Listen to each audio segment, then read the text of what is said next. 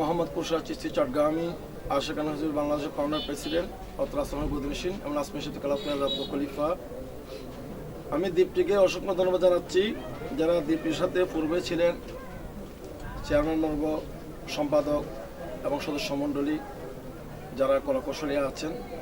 আমাকে আবার নতুন করে দীপ্তিবির উপদেষ্টা করায় আমি আন্তরিক মহব্বত জানাচ্ছি এবং আশিকানা খাজা গণেশ পরিষদ বাংলাদেশের পক্ষ থেকে দীপ্তিবির জন্য ভবিষ্যৎ উজ্জ্বল কামনা করি।